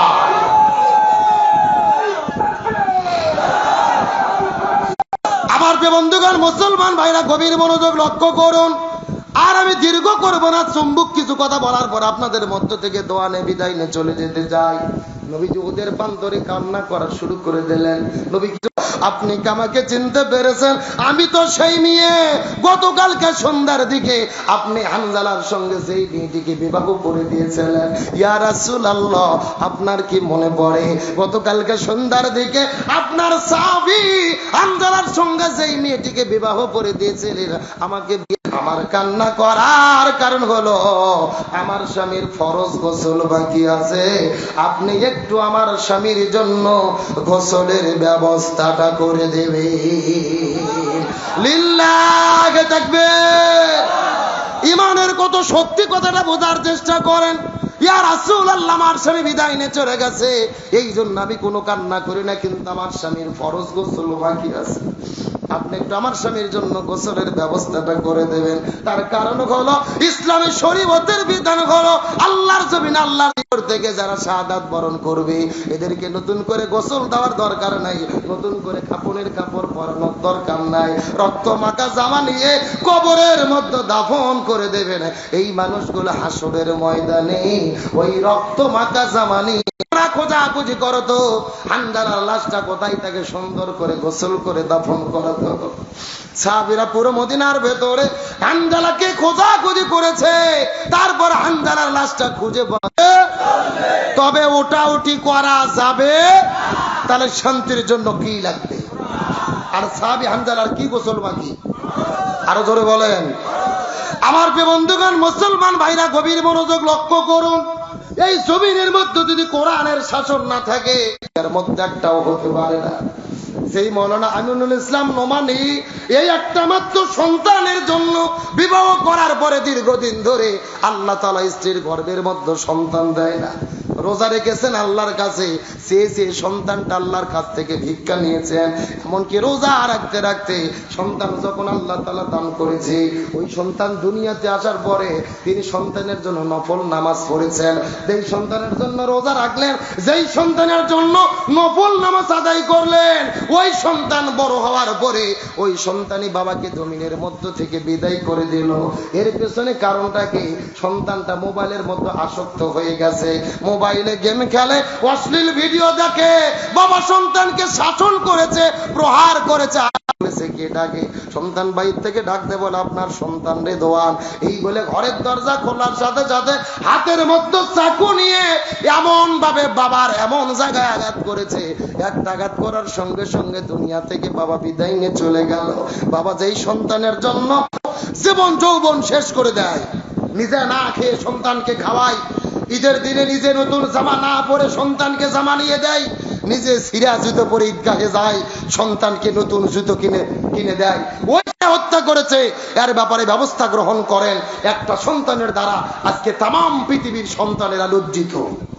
তাহলে চিৎকার করে বলে শান্তির জন্য কি লাগবে?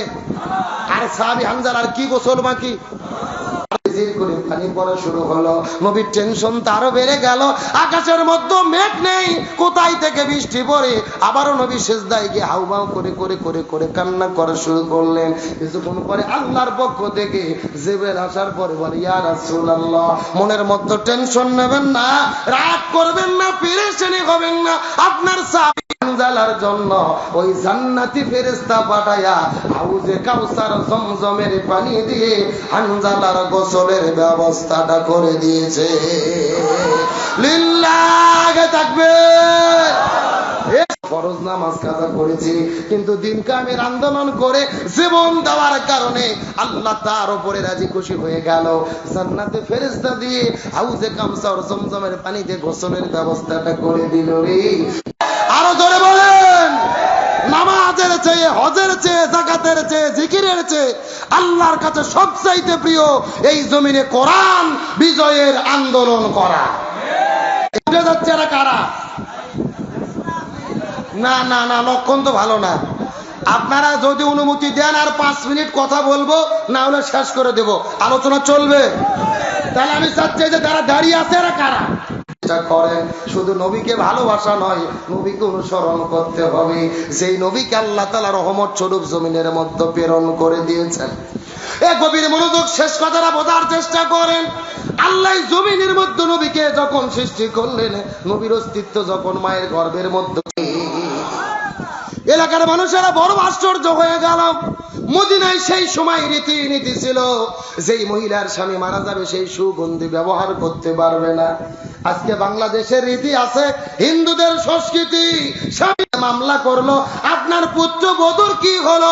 আমাদের মক্কার ভেতরে বিধবা নারীর তো সুগন্ধি ব্যবহার করা জায়েজ নাই, আপনার পুত্র বধূ কেন সুগন্ধি ব্যবহার করে? আব্দুল মুত্তালিব স্ত্রীকে সঙ্গে করে নিয়ে আমিনার কাছে তাদের মিলাদের আলোচনা শুনে বিদায় নিয়ে চলে যেতে চায়। আমিনা ডাকতে বলে, বাবা, আমার পেটে যখন সন্তান অস্তিত্ব লাভ করেছে, মিথ্যা কথা বলবো না, আমার ঘরের দরজা জানালাটা আমাকে সালাম দেওয়া শুরু করে দিয়েছি, ঘরের মাটিগুলো আমাকে সালাম দেওয়া শুরু করে দিয়েছি।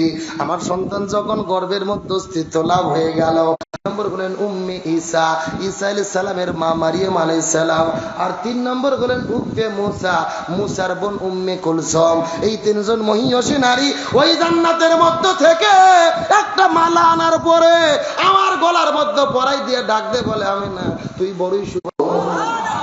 আমিনা ডাকতে বলে, বাবা, এই জায়গার মধ্যে শেষ নয়, আমি ওই সন্তান গর্ভের মধ্যে নিয়ে ঘর থেকে বের হয়ে আস্তে করে যখন ঘর থেকে বের হয়ে যাওয়া শুরু করে দিয়েছি, চতুর্দিক থেকে গাছগুলো আমাকে সালাম জানানো শুরু করে দিয়েছে, ওই মক্কার পাথরগুলো আমাকে সালাম জানায়, ধুলো বালি কোনাগুলো আমাকে সালাম জানায়, আসমানের চন্দ্র সূর্য আমাকে সালাম জানায়।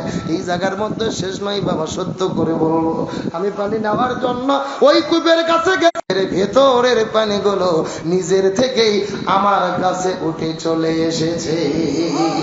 একটু জোরে বলেন না সুবহানাল্লাহ। এই কূপের পানিগুলোর জাবান খুলে গেছে, আমাকে ডাকতে বলে, আমি না, তোমার পেটের মধ্যে দুজানের মেহমান, দুজানের বাদশা, তুমি আর কষ্ট করতে হবে না, যাবে না, তুমি যদি হুকুম করো আমরা কূপের পানি এই কূপের মধ্যে থাকবো না, এই কূপ থেকে বের হয়ে তোমার ঘরের মধ্যে চলে যেতে চায়। আমি না ডাকতে বলে, এই দৃশ্য যখন মক্কা ডাকতে বলে, পৃথিবীর মানুষেরা, আমি আমার সন্তানকে প্রসব করেছি, আমি বিন্দু মাত্র কষ্ট অনুভব করতে পারি না। আমার বন্ধুগণ, মুসলমান ভাইরা, গভীর মনোযোগ লক্ষ্য করুন। এই যে আমরা বাংলাদেশের 90% মুসলমান, আমাদের জন্মের পরেই যখন 5-6 বছর বয়স হয়ে যায়, আল্লাহ তাআলা করতে দেয় নাই।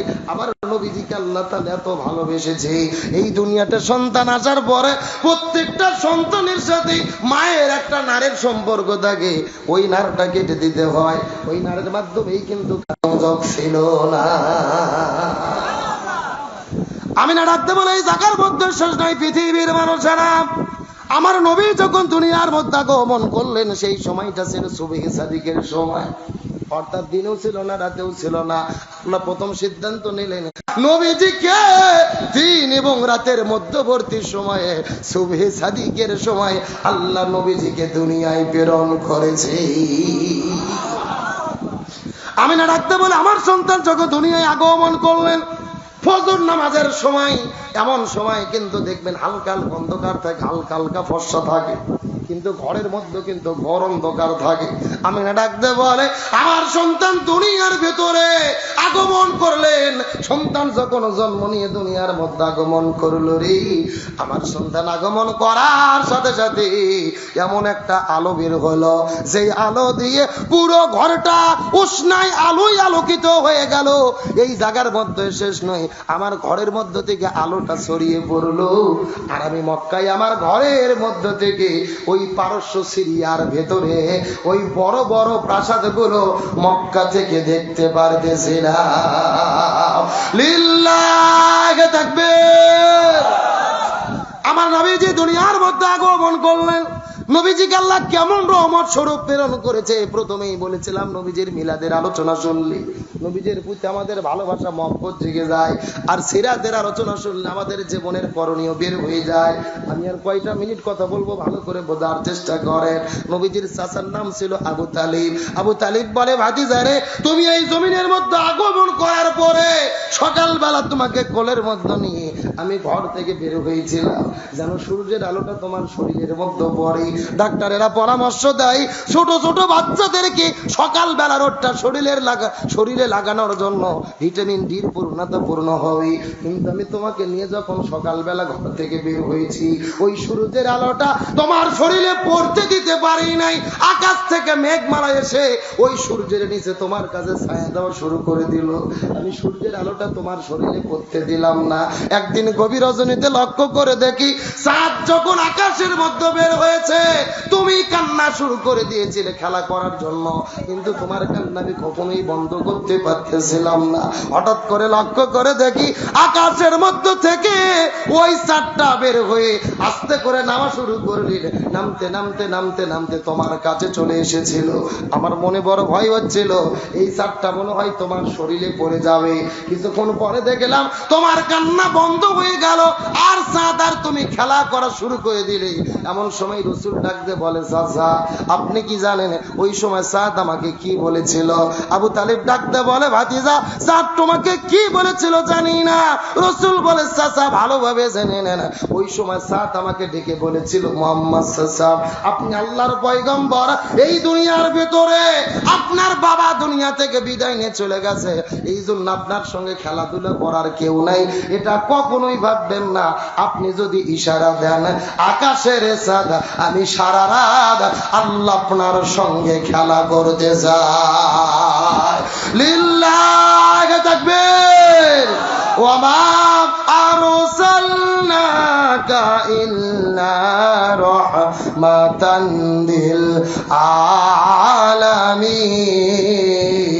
আলামিন। সেই নবীকে দুনিয়াতে রহমত বানাইছে কে? আরো জোরে বলেন। আচ্ছা আপনারা কথা দিয়েছিলেন মোনাজাত করে একসাথে যাব, দুই একজন উঠে যাচ্ছে না, কারা? মোনাজাত না করে আপনারা কি যাবেন? শেষ করে দেব। যে যেখানে ওটা একটা হাত ধরে বসে দেন। আলোচনা শেষের দিকে নিয়ে এসেছে। আছেন যে কথা বুঝাতে যাচ্ছিলাম, রাসূলকে রহমত স্বরূপ কে পাঠাইছে? আরো ধরে বলেন। এখন ওই নবীর রহমত যদি আমরা এই দুনিয়াতে পেতে চাই, ওই নবীর আদর্শ গ্রহণ করার দরকার আছে না নাই? আরো ধরে বলেন। ওই নবীর আদর্শ গ্রহণ করতে হবে। ওই নবীর আদর্শ যেই দলের মধ্যে থাকে না, যেই নেতার মধ্যে থাকে না, তাদের দ্বারা জমিনের শান্তি কায়েম হতে পারে। আজকে দেখলাম বরগুনা আমতলিতে এক দলের কিছু কর্মী, তাদেরকে মাদ্রাসাতে অনুষ্ঠানে দাওয়াত দেয়নি, তারা নিজের থেকে 40-50 জন নেতা কর্মী মিলে জোর করে যাইয়ে অনুষ্ঠানের খাবার সবগুলো খেয়ে শেষ করে দিয়েছে। জোরে বলেন সুবহানাল্লাহ। কি এ জোরে কর নাউজুবিল্লাহ। তাহলে চিন্তা করেন 16 বছরের কি খুদে, দাওয়াত দেয়নি, জোর করে যাইয়ে খাবার খাইয়ে সাবার করে দিয়ে চলে এসেছে। সিএনজি স্ট্যান্ড, বাস স্ট্যান্ড, টেম্পু স্ট্যান্ড দখল করে খাওয়া হচ্ছে না। এখন দাওয়াত না পাইয়া খাবারের উপরে হামলা করে মানুষের মুখের খাবার খাইয়ে শেষ করে দিচ্ছে। এরা কি মানুষ? আমাদের বগুড়াতে একটা কথা আছে ভাই, যে বিনে দাওয়াতের খাবার কুকুরেও খায় না। আর এদের দাওয়াত দেয়নি, জোর করে যে 50 জনের খাবার ইচ্ছা মতো জোর করে অ্যাটাক করে খাইয়ে খাবার নষ্ট করে দিয়ে চলে এসেছে। সোশ্যাল মিডিয়াতে ঝড় শুরু হয়েছে। আমরা বলতে চাই, অন্যের মানুষের মুখের খাবার কেড়ে নিয়ে খাওয়া এটা কোনো মুসলমানের স্বভাব হতে পারে না।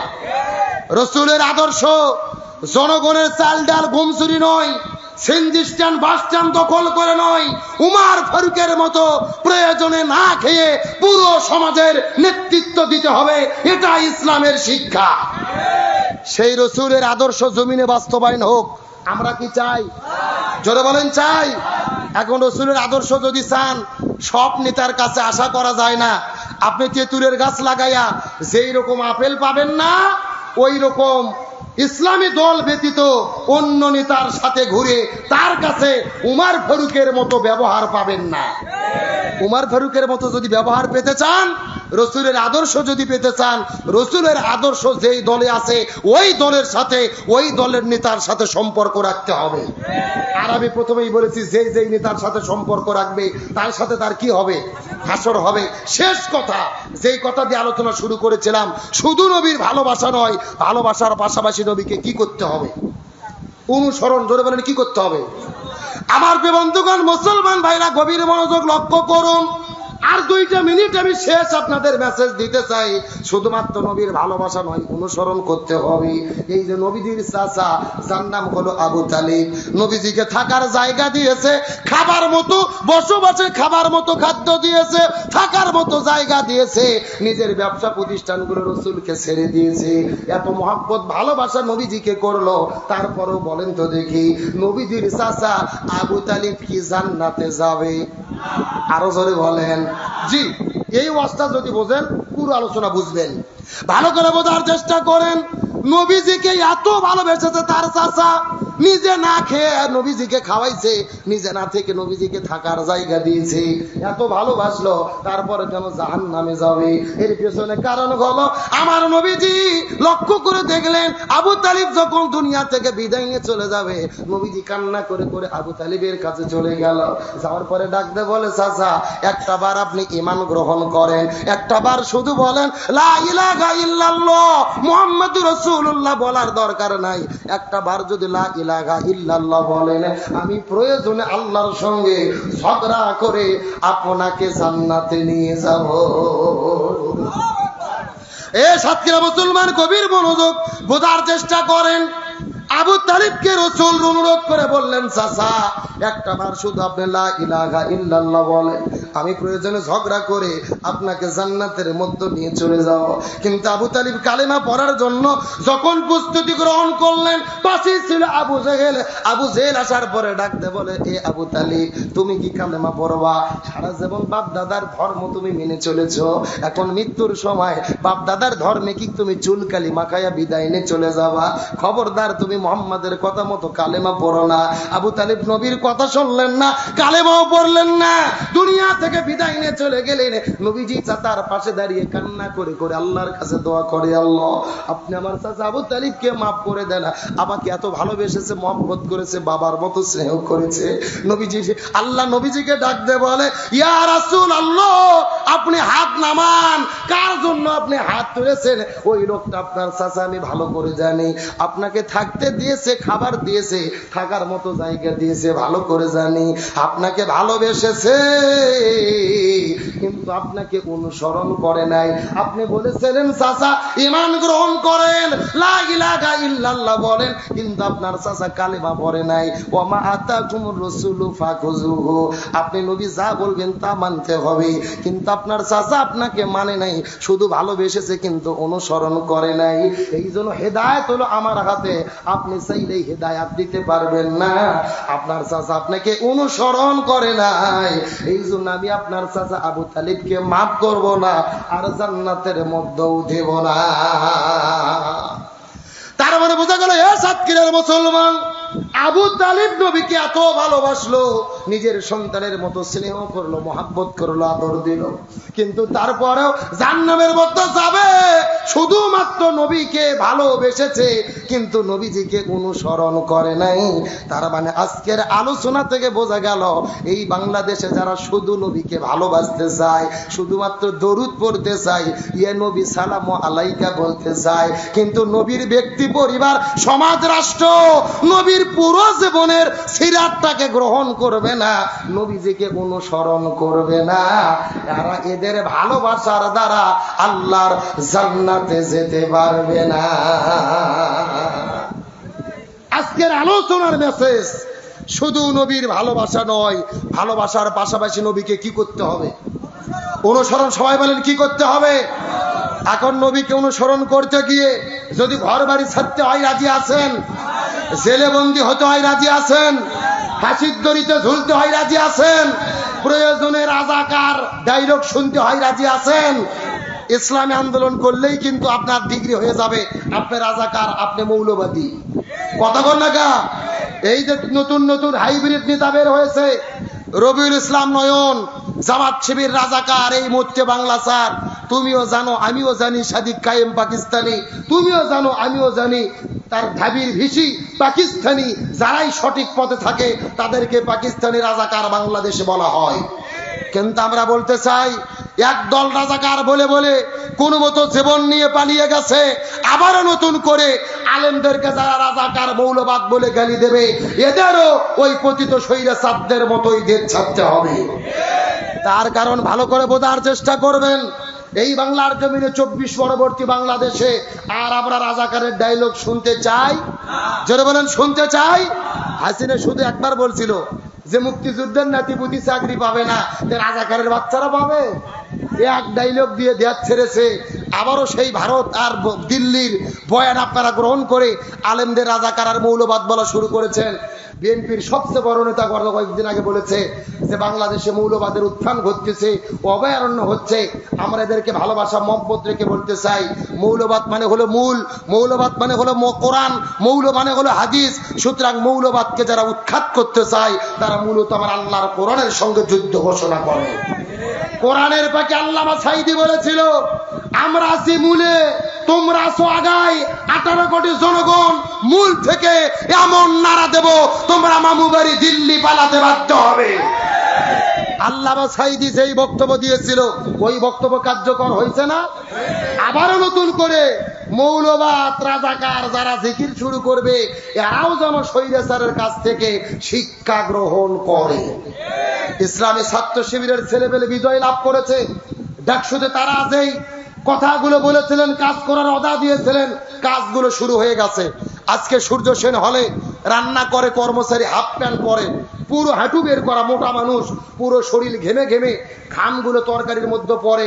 ভিপি যায় বলছে, খবরদার, হাফ প্যান্ট পরে থাকতে পারবেন না, ফুল প্যান্ট পরেন, পরিষ্কার হয়ে রান্না বাড়া করেন। এটা কি অন্যায়?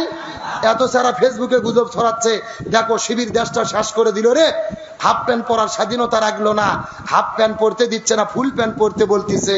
আমরা বলতে চাই গুজব ছড়াও ভালো, তবে আসল ঘটনা হল থেকে তদন্ত করে জানতে হবে। পুরো শিক্ষার্থীরা বলতেছে এটা দরকার, প্রত্যেকটা হলের ক্যান্টিনে এই কর্মচারীগুলো স্বৈরাচারের নিয়োগ করা। এরা যা খুশি তাই করে, কম টাকায় ভালো খাবার, তারা ভালো টাকা নেয় ঠিক, কিন্তু ভালো খাবার দেয় না, অপরিষ্কার অবস্থায় থাকে। এদের বিরুদ্ধে ব্যবস্থা নিতে হবে। আর আপনারা ভুল বুঝে তাদের বিরুদ্ধে লেগে গেলেন। একজন বলতেছে যে কান নাই, আপনি কানে হাত না দিয়ে সিলের পেছনে ঘোরা শুরু করবেন, এটা মানুষের কাজ হতে পারে না। রসুল বলেছেন একজন ব্যক্তি মিথ্যাবাদী হওয়ার জন্য এতটুকুই যথেষ্ট যে সে যা শোনে তদন্ত না করে তাই প্রচার করে, এ হলো সবচাইতে বড় মিথ্যাবাদী। তোমরা প্রচার করেছিলে শিবির হলো রক কাটা, কিন্তু বাংলাদেশের ছাত্র জনতা প্রমাণ করেছে তারা রক কাটা না, আসল রক কাটা হলো ছাত্রলীগের সন্ত্রাসীরা। তোমরা বলেছিলে গুপ্ত শিবির, যতবার গুপ্ত শিবির জিকির করো এতবার আল্লাহর নাম নিলে তোমরা আল্লাহর ওলি হয়ে যেতে। তোমরা বলেছিলে, তুমিও জানো আমিও জানি, সাদিক কায়েম পাকিস্তানি, আর বিশ্ববিদ্যালয়ের ছাত্ররা সাদিক কায়েমকে ভিপি বানিয়ে প্রমাণ করেছে সাদিক কায়েমরা পাকিস্তানি নয়। কেউ লন্ডনে পালাইছে, কেউ দিল্লিতে পালাইছে, ইসলামী ছাত্র শিবির জামাতের নেতারা ফাঁসির দড়িতে ঝুলেছে, তাও দেশ ছেড়ে পালাই নাই। তার মানে বোঝা যায় এরাই হলো প্রকৃতপক্ষে আসল দেশপ্রেমী। আপনি দল যে কোনোটা করতেই পারেন, তবে সত্যকে আমাদের স্বীকার করতে হবে। আর আমি বাড়াবো না, আলোচনা শেষ করে দেব। তাহলে আজকের আলোচনার ঘোষণা শুধু নবীর ভালোবাসা নয়, নবীকে অনুসরণ করতে হবে। রাজি আছেন? জোরে বলেন, রাজি আছেন? প্রয়োজনে নবীকে অনুসরণ করতে গিয়ে নবীর তরিকায় জেলে বন্দী হতে হবে, ফাঁসির দড়িতে ঝুলতে হবে, জীবন দিতে হবে। আমরা ঘর বাড়ি চালাবো, জেলে বন্দী হব, জীবন দেব, নবীর অনুসরণ ছাড়া হব না। এই শপথ কারা কারা নেবেন? দুটি হাত আল্লাহকে তুলে দেখান।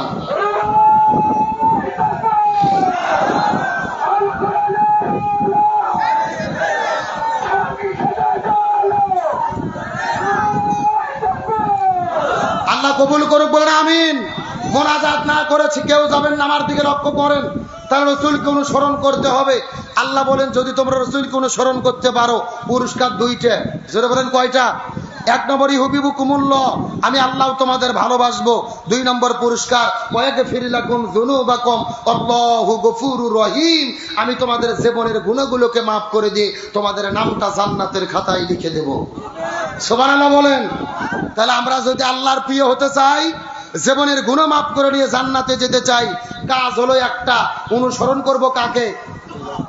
আবার আল্লাহকে কেন? রসুলকে। জোরে বলেন কাকে? এখন বলেন রসুলের আদর্শ কি শুধু মসজিদে মানবো নাকি সমাজেও মানবো? মসজিদ মাদ্রাসা খানকার পাশাপাশি জন্ম থেকে শুরু করে মৃত্যু, রান্নাঘর থেকে শুরু করে সংসদ পর্যন্ত পুরো জমিনে রসুলের আদর্শ মেনে চলার মতো আল্লাহ তৌফিক দান করুক, বলেন আমিন। যতটুকু কথা বলেছি কোরআন হাদিসকে সামনে রেখেই বলেছি। আপনারা কি কষ্ট পেয়েছেন? আপনাদের সবার কাছে ক্ষমা চাই, আপনাদের কাছে দোয়া চাই। মোটামুটি 2 ঘন্টা পার হয়ে গেল আলোচনা। আবারও যদি আল্লাহ তাআলা বাঁচিয়ে রাখে দেখা হবে, কথা হবে। আপনাদের সবার কাছ থেকে বিদায় নেব। যারা যেখানে